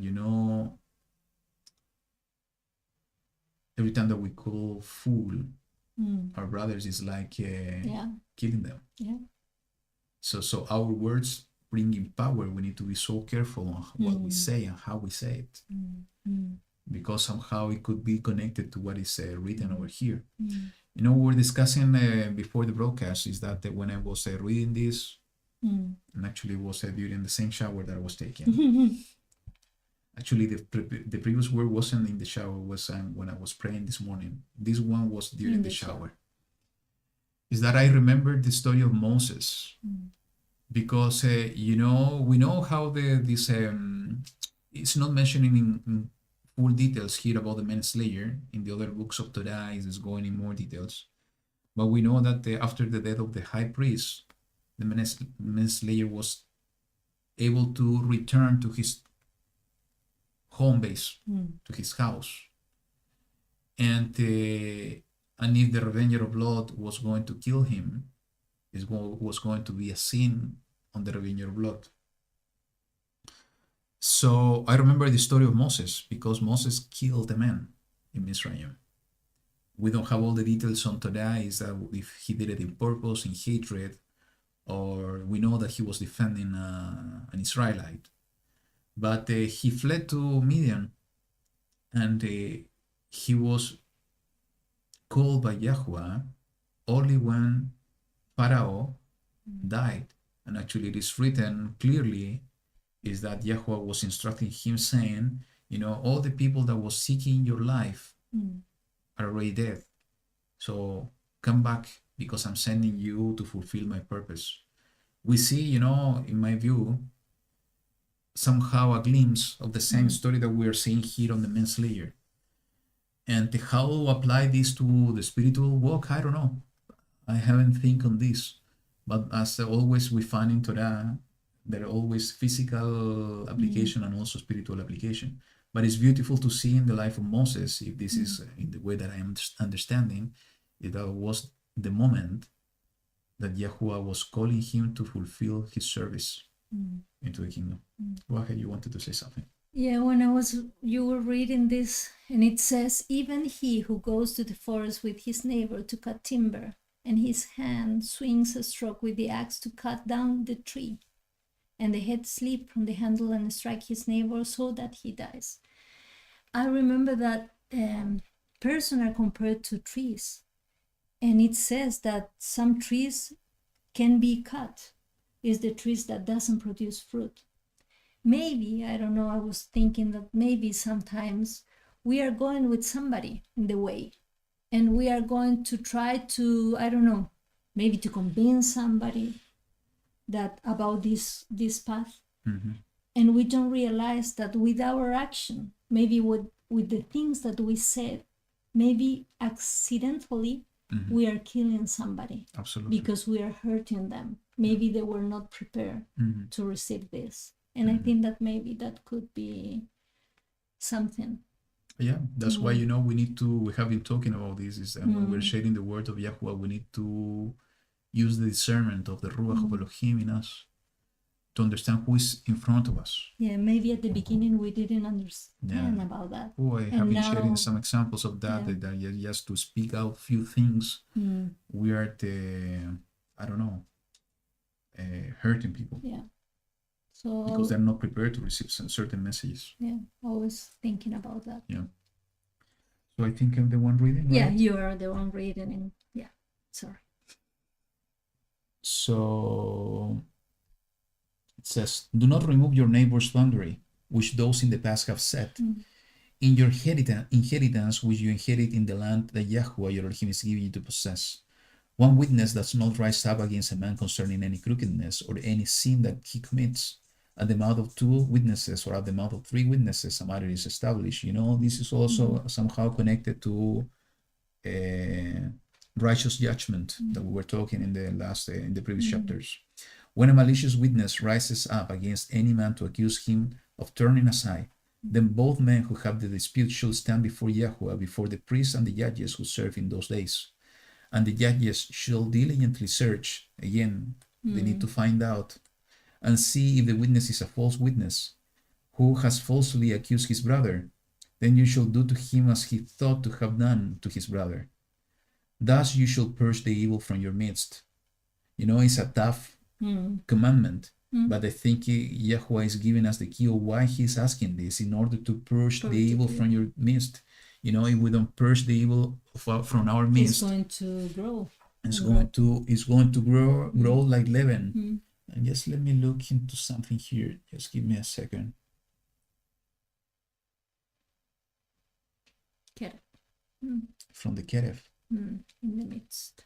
So this is exactly what we should apply also to us. Evil spirits in this temple. We need to purge evil from here first. Yeah. And this is totally aligned to what we were sharing in the first chapter, is to look ourselves into the mirror in order to remove and to purge any evil from us. And that's going to be the way that we are going to be prepared to help others on doing the same in their own lives. And when we are doing this collectively or individually, collectively is going to result that the whole assembly is going to be purged from evil, because we're doing it individually first. And let your eye know pardon, life for life, eye for eye, tooth for tooth, hand for hand, foot for foot. And this is something that is not being understood, because Yahushua was saying, you have listened that was said, foot for foot, Because eye for eye, and so on. they were applying in a bad way. They were applying in a bad way. We need to understand that when Yahushua was making the differentiation, when he was Quoting the Torah. in the wilderness being tried by the devil, he was quoting Torah saying, it is written. He was not saying it has been said.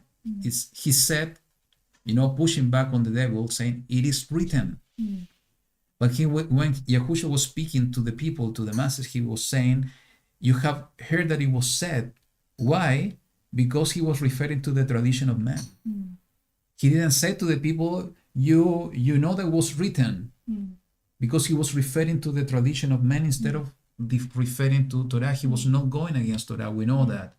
So when he's talking about, you heard that was said eye for eye and tooth for tooth, he was saying that the people were applying this to any situation. When it is written here quite clear is that the judges are the ones who needs to rightly rule a situation and to define in specific cases, like the specific case, when a malicious witness rises up.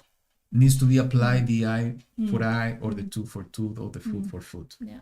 But it's the judges, it's not the people. It's like everybody was saying, you need to apply this as your own will.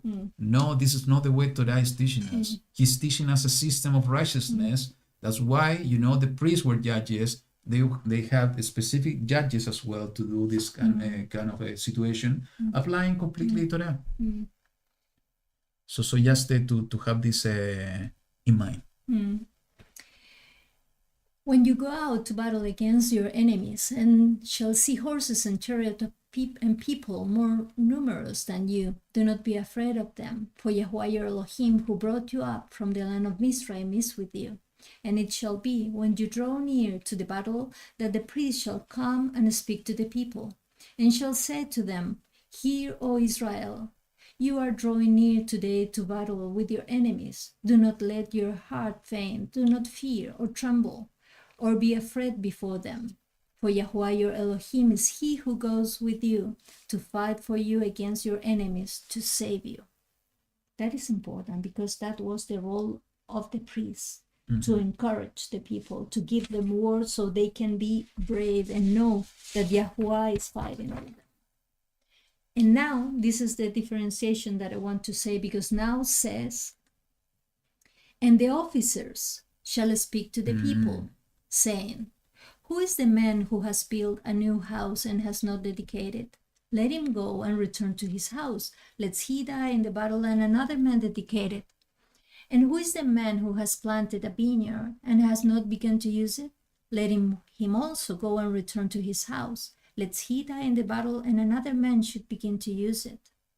And who is the man who is engaged to a woman and has not taken her? Let him go and return to his house, lest he die in the battle and another man take her.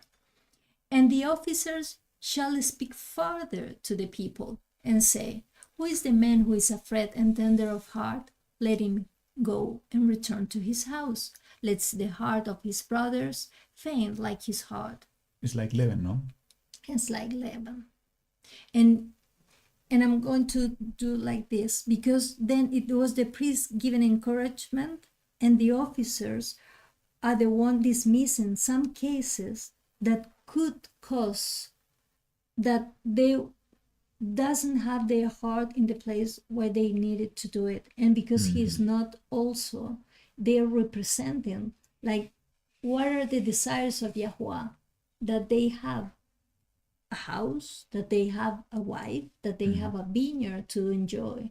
So he's not asking them in those cases to sacrifice. For instance, if you have a problem at your work, and if you have a member of your family that is feeling bad, ill, and you need to take care of that person, and if you approach to your boss and you tell him, well, you know, somebody is in my house and I need to take care of them. If your boss tells you, you know what, you have something to meet, you have something to sell today, so you have numbers to meet. I don't care about your personal situation. How is going to be different? You have been listening to my calls at work. Yeah, I know. That is your case, and I know. But how different would it be if your boss can tell you, you know what, you have been faithful, you have been, I don't know, a good employee. Oh, I'm praying for that, please. Yeah. And today you can take this day off because you need to be there first. Then we're going to use you. But this has to be addressed before. And I think that it was what they were doing. And even they were asking the people who were afraid, so they don't contagious that to the rest of the people. So I think that was beautiful. So, you know, while I was listening to you, I don't know, I remember the email from Judith and what I told you before the broadcast. I think this passage is giving us a clear indication that not everybody is prepared for battle. Yeah. Not everybody is being called for battle. Yeah. And when I'm talking about battle, I'm talking about spiritual battle. You know, and why I'm referring to the email of Judith, in case you are here, the sister, is that when we talk about the two witnesses, most probably not everybody is going to be called for that period of time to be used in that way for the spiritual and physical battle.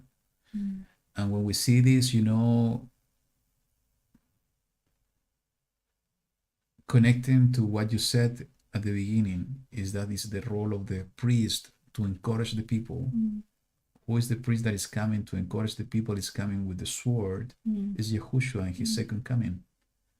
So, but it's not going to be everybody. Because And maybe here we see the differentiations just to identify who is not going to be the one going into the battle. yeah, he's going to pick the one who can resist the punches and the strokes and all that Yes. kind of stuff and the wounds. And Tammy, I know that you're here. Maybe Yeah. that's the reason of your dream, dear sister. Mm. The one that you told us in our visit to your home. We need to be prepared. Maybe Abba has been preparing some of us to specific duties in the coming days. Maybe he has been preparing the ground for some of us in order to be ready for the fight that is coming. And the beautiful thing is that he's going to give us the tools to fight the battle. And we don't need to be contentious. No, this is not what I want to say. We need to understand maybe this is the will of Allah, that Everybody has a different role. all of us have a different role. If Allah is calling someone to fight, it's his decision. He's calling other ones to serve in different ways. So that's the meaning of acting as a body. You know, when we talk about even war, taking a look in history, not everybody was going to fight. Some ones were producing food, they're producing clothes, producing even some of them were taking care of the people, other taking care. Who were hurting.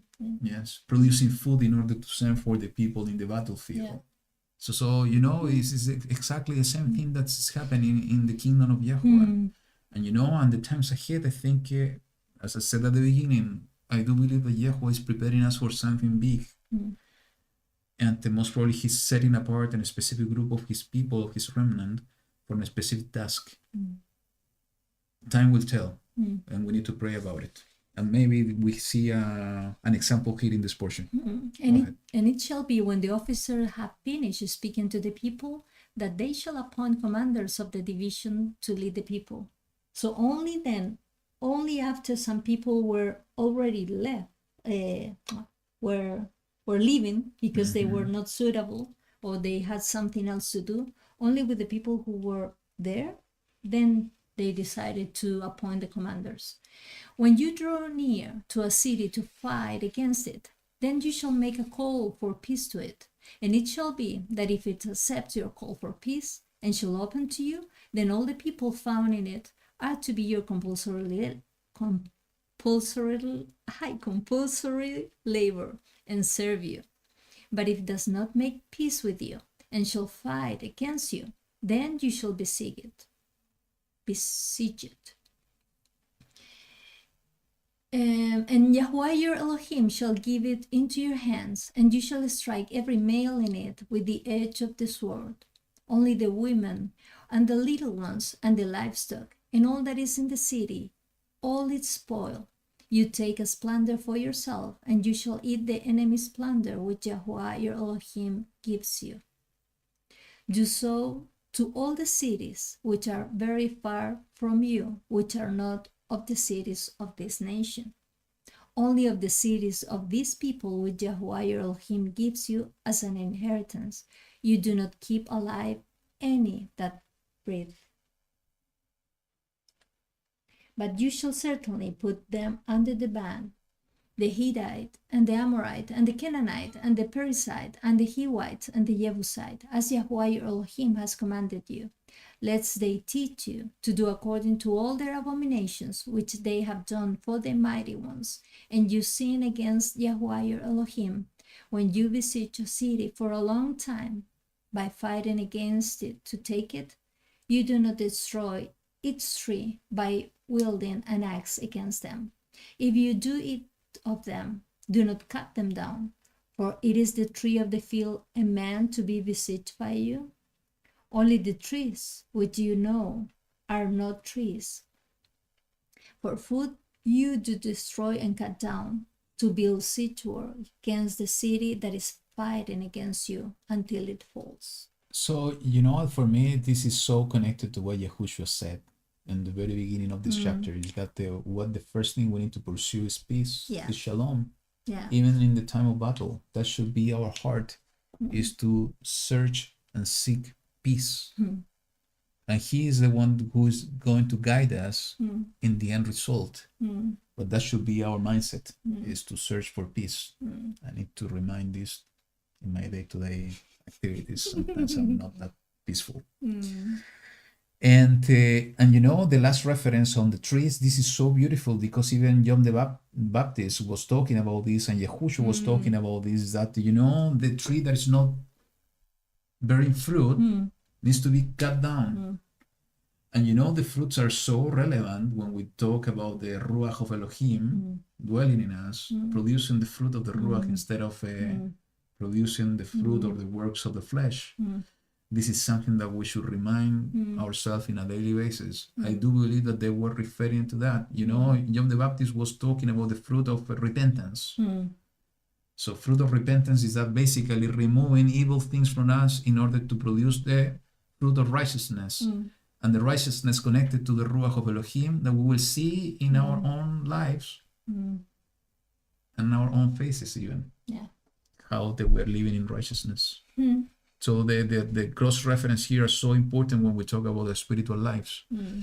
So it says in the chapter 21, verse 1, when anyone is found slain, lying in the field in the land which YaHuWaH your Elohim is giving you to possess, and it's not known to who struck him, then your elders and your judges shall go out, and they shall measure the distance from the slain man to the cities round about. They were doing a forensic investigation.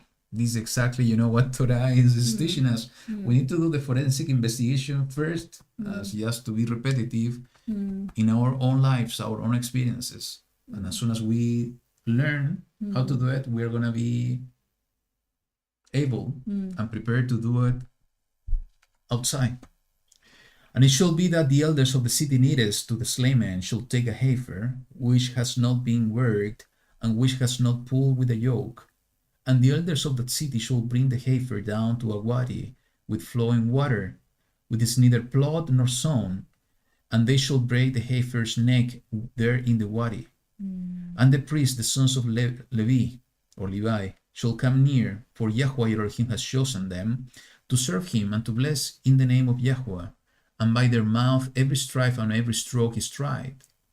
And let all the elders of that city nearest to the slain man wash their hands over the heifer, whose neck was broken in the wadi. And they shall answer and say, our hands have not shed this blood, nor have our eyes seen it.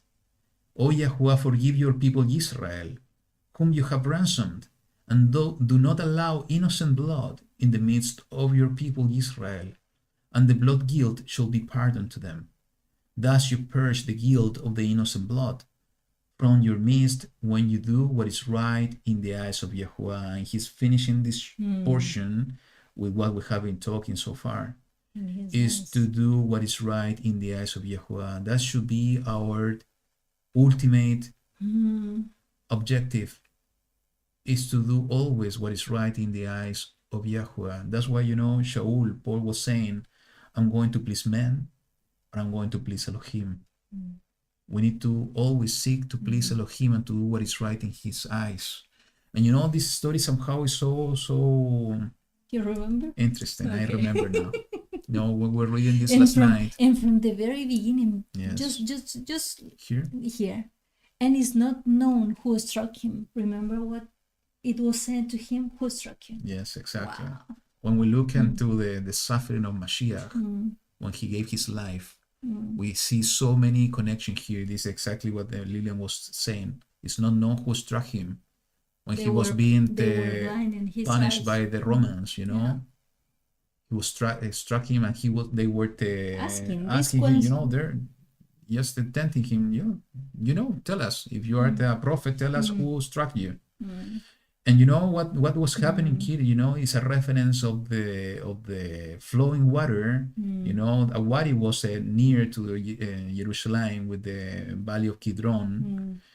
And we know that what happened with the priests, they were the one pushing the Romans to put Yahushua to death. And even they were saying, it is written over there in the Brit Hadashah, that they were saying, you know, his blood be upon us and upon our children.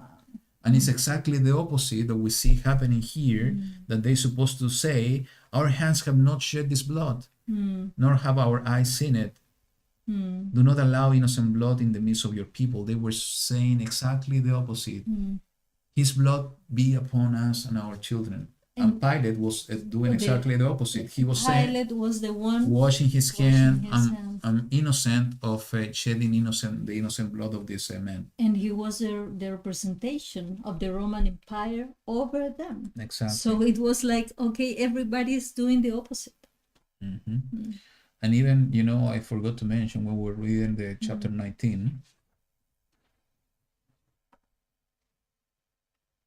it says, when a malicious witness rises up against any man to accuse him of turning aside, then both men who have the dispute shall stand before YaHuWaH, before the priests and the judges who serve those days. And this is exactly what happened to Yahushua. False witness came to accuse him, and instead of them looking and searching diligently if the witness was right or false, they totally forgot to apply Torah. I know, and we know that this needed to happen in this way. It was the purpose and the plan of YaHuWaH. But it's so good to see the application of Torah, even in the life of Yahushua, and how to apply this to ourselves. So he was that heifer. Yeah, everything seems to indicate that he was that heifer. So it's a beautiful picture of our Mashiach. So any final words? There's something that I didn't mention, and let me show it because it's a beautiful picture just to close my comments of today's portion. If we take a look in the chapter 18, and this should be something that is inviting us to, again, to have this type of heart. In the chapter 18, verse 5, 6 and 7, when it's talking about the priests. For YaHuWaH your Elohim has chosen him out of all your tribes to stand to serve in the name of YaHuWaH, him and his sons forever. And when the Levite comes from one of your gates, from where he has sojourned among all Israel, and shall come with all the desire of his being to the place which YaHuWaH chooses, then he shall serve in the name of YaHuWaH his Elohim, like all his brothers the Levites who are standing before YaHuWaH. What's the point that I want to highlight? To come with all the desire of his being, to do what? To serve YaHuWaH. This should be our heart, is to serve YaHuWaH with all the desire of our hearts. And who is the one putting the desire of our hearts? Let's read about it. In Philippians chapter 2, verse 12 and 13, it says, so that my beloved, as you always obeyed, not only in my presence, but now much rather in my absence, work out your own deliverance in fear and trembling. For it is Elohim who is working in you both to desire and to work for his good pleasure. Is YaHuWaH the one putting in our heart the desire to serve him? And is YaHuWaH the one opening and making a way for us to do it? And we only have to agree. We only have to be obedient. We only need to take the post, to take the leadership and do it. And I have been sharing this with you for a long period of time. I think the time already is here that we need to take the responsibility of serving YaHuWaH, and we need to do it with all our heart, because he's the one producing that desire in our heart, and he's making the way for us to serve him in these last days. So that's from my side to finish. But you have something? No, I feel, I don't know, just full. Sure. Yeah. Good. Thank you. So thank you so much for being with us. And it's a blessing, like always, to share the word of YaHuWaH. And we really pray out that these studies are being a blessing to you in the same way that it's blessing us. And that he is going to guide our step from his remnant, this generation of Israel in these days, on what is the purpose of his heart. You know, we need to continue praying for one another. We need to continue studying the word. We need to continue praying for the outpouring of the Ruach HaKodesh. There's no doubt in our hearts that he is preparing something for this generation. And we need to be ready to fulfill his will and to do what is right before his eyes. So we'll see each other next week. We're going to finish with a song that we like and we love the most. You will know what is the song in a minute. And we will continue praying for you. And we really hope that you're going to have a blessed week. Yeah. Shabbat Shalom. YaHuWaH be with you all. See you next week. Bye.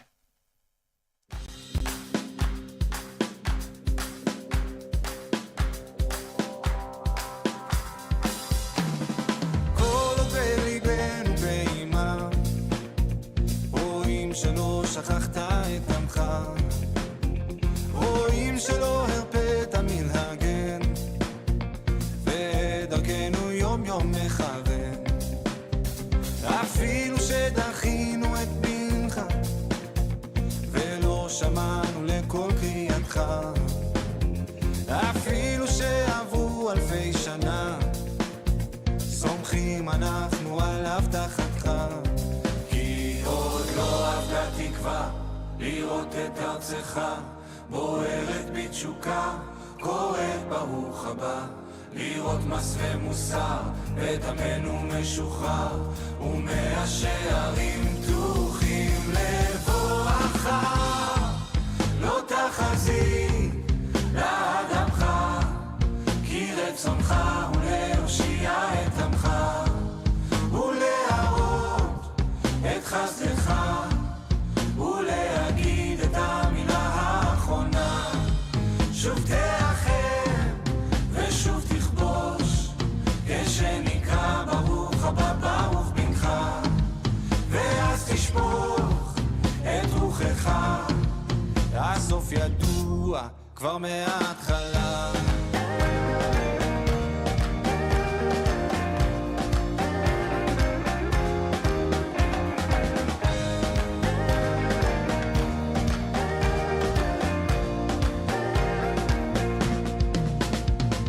כל עוד בליבנו באימה, רואים שלא שכחת את עמך, רואים שלא הרפאת מלהגן, בדרכנו יום יום מכוון.